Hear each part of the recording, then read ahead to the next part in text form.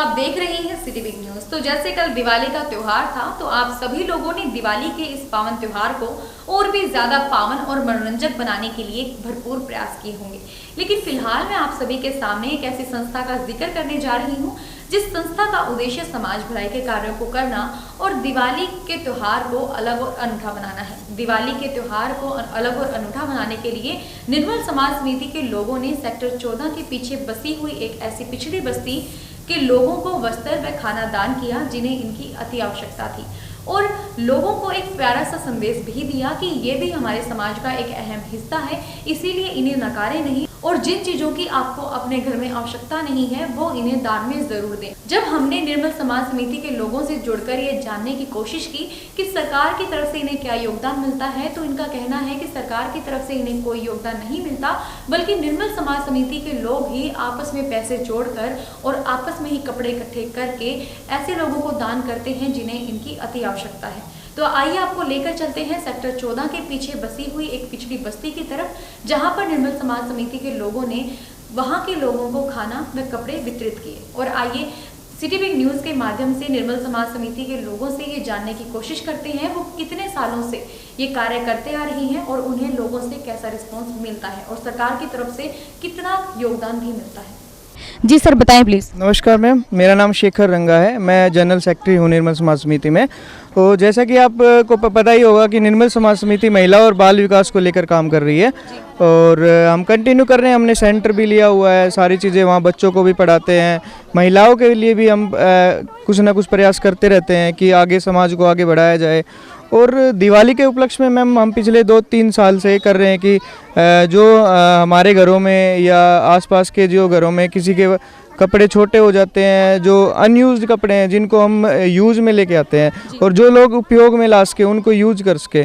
और दिवाली के उपलक्ष्य में हम आप देख ही रहे होंगे कढ़ी और चावल बच्चों को खिलाया जा रहा है। अन्नकूट विश्वकर्मा डे जो हम लोग बनाते हैं, उसी तरीके से हम एक समाज के उत्थान के लिए जो भूखे होते हैं लोग उनको खाना खिलाते हैं उनका, ताकि पेट भर सके और समाज को एक मैसेज दे सके कि अपने लिए हर कोई करता है, क्यों ना हम समाज के लिए भी करें और आगे बढ़ के इन लोगों का भी साथ दिया जाए ताकि ये भी लोग आगे बढ़ के आ सके समाज में और इनको भी एक दर्जा मिल चुके समाज में। जैसे मैं देख पा रही हूँ कि जैसे आप लोगों ने अपने जो ड्रेस कोड रखे हुए हैं वो लाल रंग के रखे हुए हैं, इसका क्या महत्व है सर?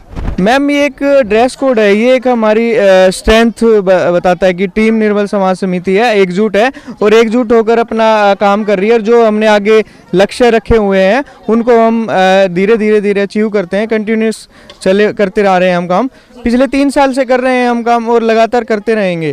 तो ये एक समाज को मैसेज देते रहेंगे कि हम आगे बढ़ रहे हैं, हम कर रहे हैं, हम अपनी पॉकेट से या जैसे भी करके कर रहे हैं। और तो आप भी आगे आओ और समाज के उत्थान के लिए कुछ ना कुछ थोड़ा ही करोगे तो हमारा कल्याण हो जाएगा। जी सर, मैं आपकी बाकी टीम से जानना चाहूँगी। सर, मैं आपसे जानना चाहूँगी कि सरकार का किस तरह से योगदान रहता है इसमें? अभी तो देखो सरकार का हमारे लिए कोई योगदान नहीं है, बाकी हम सब लोग हमारी पॉकेट से ही थोड़ा इकट्ठा करके अपने जो ये निर्मल समाज समिति जो महिला बाल विकास को समर्पित संस्था है, तो उसके लिए हम बच्चों के लिए शिक्षा के प्रति हमने सेंटर जैसे खोले हुए हैं। तो वहाँ पर मतलब जो शिक्षा समाज में शिक्षा तो सबके लिए ज़रूरी है, लेकिन शिक्षा के साथ साथ जो संस्कारों में कमी आई है वो संस्कारों से बच्चों को ज़्यादा से ज़्यादा उत्प्रोत कराना हमारा लक्ष्य है। संस्कार होना बहुत जरूरी है और मतलब हमने आज देखा है कि समाज के अंदर नैतिक शिक्षा बिल्कुल ख़त्म हो चुकी है। संस्कार के बिना शिक्षा व्यर्थ मानता हूँ और मेरा यही उद्देश्य है कि संस्था का यही उद्देश्य है कि बच्चे ज़्यादा से ज़्यादा संस्कारों के प्रति ओतप्रोत हों। और महिला विकास के लिए हमारा कि जो बेटे किसी कारणवश पढ़ नहीं पाई हैं तो वो उनको आत्मनिर्भर बनाना हमारा लक्ष्य है, जिनके लिए हमारा सिलाई सेंटर खोलना, ब्यूटी पार्लर और लघु उद्योग जैसे के माध्यम से मतलब उनको आत्मनिर्भर बनाना हमारा उद्देश्य है। महिलाओं के मतलब आत्मनिर्भर बन के कार्य कर सकें।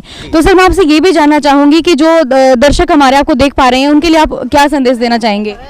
मैं उनको यही संदेश देना चाहता हूँ कि मतलब जैसे कि जो भी समाज वर्ग है, मतलब जो भी हर पेरेंट्स को, हर माता पिता को मैं एक संदेश देना चाहता हूँ कि जैसे स्कूलों में जो पीटीएम होते हैं तो हर पीटीएम को अटेंड करें, चाहे वो किसी भी वर्ग के बंदे हों।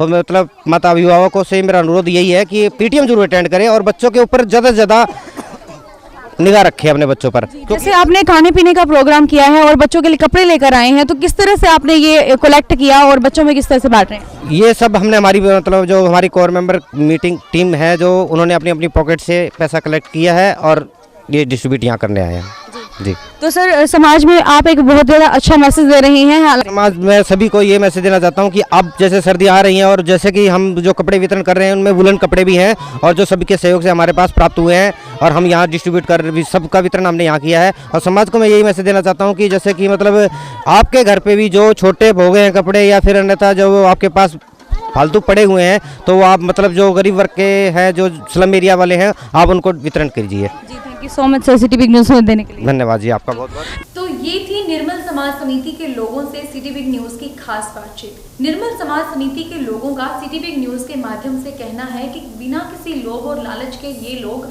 ऐसे लोगों की सहायता करते हैं जिन्हें अपने जीवन में अति आवश्यकता है। और ये लोग लोगों से कपड़े इकट्ठे करके, वुलन के हो चाहे गर्मी के हो, ऐसे कपड़े इकट्ठे करके उन लोगों को दान करते हैं जिन्हें इनकी आवश्यकता है। जैसे कि अभी सर्दियां आने वाली हैं और सर्दियों के टाइम में यदि आप लोगों के पास भी कोई ऐसे कपड़े हैं जिन्हें आप दान करना चाहते हैं या किसी गरीब को दे देना चाहते हैं, तो आप भी निर्मल समाज समिति के लोगों से कॉन्टैक्ट कीजिए और उन्हें अपने कपड़े दान में दीजिए, ताकि आपके कपड़े उन लोगों के लिए काम आ सके जिन्हें इनकी अति आवश्यकता है। तो आप सभी के सामने मैं फिर से लौटूंगी एक ऐसी ही नई ताजी खबर के साथ जो आपके शहर से जुड़ी हुई होगी। तब तक के लिए